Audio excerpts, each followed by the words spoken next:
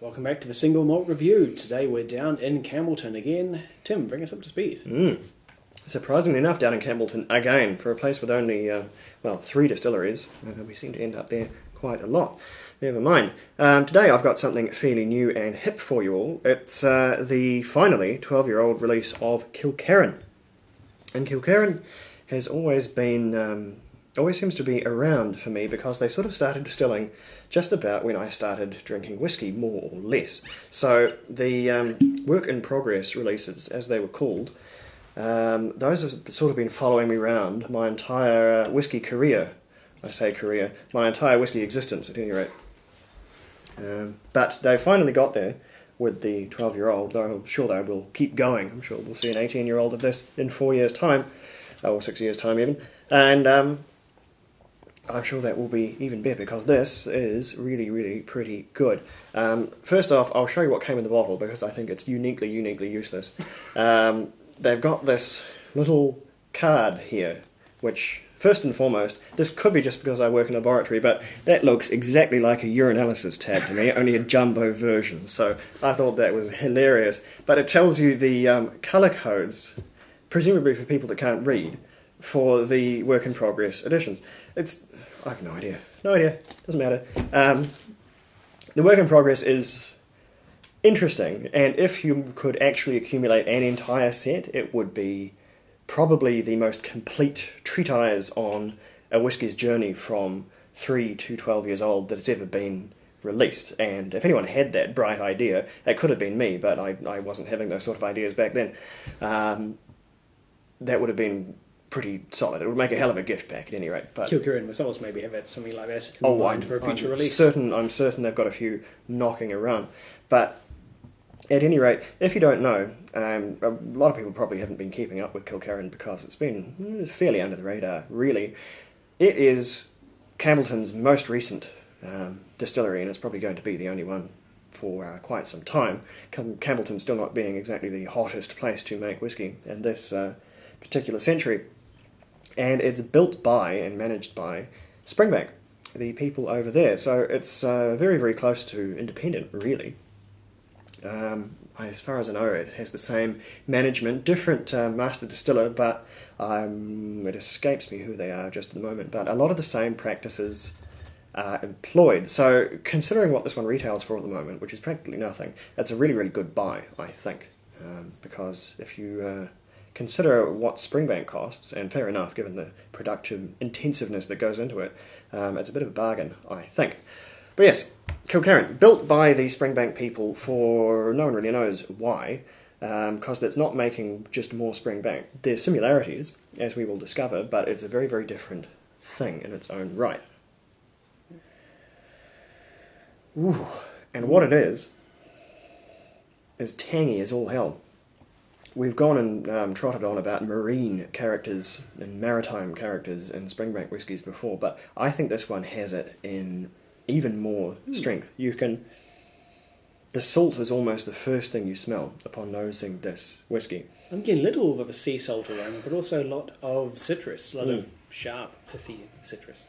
There is some sherry in here. Oh, uncoloured, unchill filtered, as I should say, as you should expect from anything that Springbank touches. Yeah, Springbank, as far as I know, doesn't even know how to chill filter or colour. So, never mind that. It's all good things to read on the back of the bottle here. It's got a strong, heavy, sort of oily or syrupy note to it as well. It's a very, very heavy nose, but it's very, very quite tangy. It's heavy and lifted at the same time. There's that really, really tangy, sour salt. There's quite a lot of wood.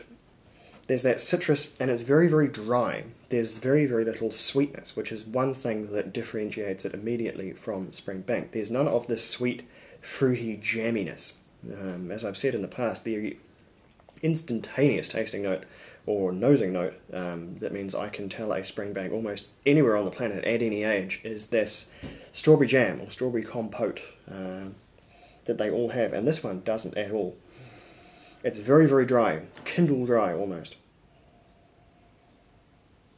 And that's about what there is to be said about the nose. There's only a few fairly clear flavours coming through, not a lot of nuance really. There's salt, there's a little bit of kindling, dry, driftwood woodiness. There's that citrus, and there's sort of a tangy sourness sort of binding it all together. And that's the nose, really.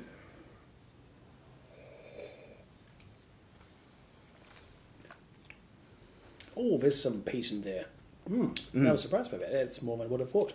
It's more or less the same ppm, which is, I think it's the high teens off the top of my head. I could be wrong. I will maybe look that up later. That they use for Springbank.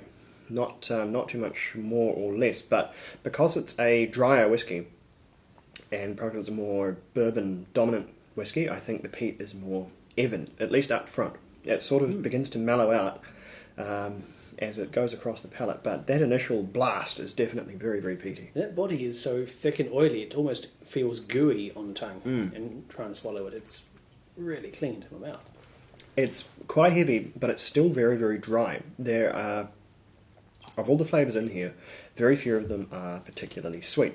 There's not a great deal of fruit, except for this sort of zesty, salty citrus peel.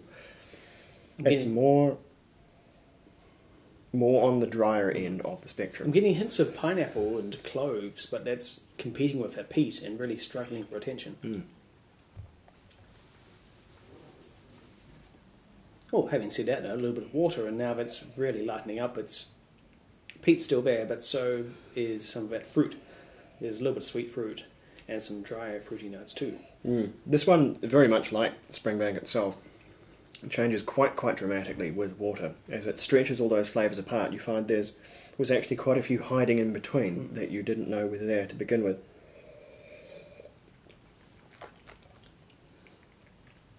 This brings a bit of sweetness back in, but it's not so much from any fruity corners, it's a spirit sweetness, quite a youthful, spirity sweetness. Whereas I think a lot of Springbank 12-year-olds, and in fact a lot of 12-year-olds all over the world, are significantly top-dressed. That means they've tipped in some 16, some 18, some 21, who knows what they can put in. They have no limits, really, to tweak the whiskey and get it to taste the way they want. This one, being the oldest Kilkerran there is, obviously they have not had that ability. So everything in here is 12 years old. There is no top dressing involved. So the fact that it tastes maybe a little more youthful, a little younger than other comparable 12-year-olds, is that becomes a bit more logical once you think of it that way. There's 12-year-old whiskey in here and nothing else. Whereas in Springbank 12-year-old, I guarantee there would be quite a bit of whiskey approaching 16, 18 or 20 in there to round everything out. Not the case here. Yeah, that's an impressively peated whiskey. It's not heavily peated by the Kilkerran or, say, Ardbeg standard, obviously, but as such a contrast to what else we've tried from Campbeltown, then, yeah, it's certainly noticeable, and it's really making an One impact. thing I don't know, and I should have looked up before we started this, is where the malt comes from. Because Springbank, of course, does its own maltings, which is very, very, very rare these days. I'm not sure if they do the maltings for Kilkerran as well. I'm not sure they have that much facility to do quite that much malting. So Kilkerran's malt may come in from a commercial maltster somewhere, and so that would immediately change the nature of the peated quality, because it would be getting in there the usual way, more of an industrial process than the floor maltings that Springbank does. That's one of the reasons that whiskey is quite so special, is because of those floor maltings.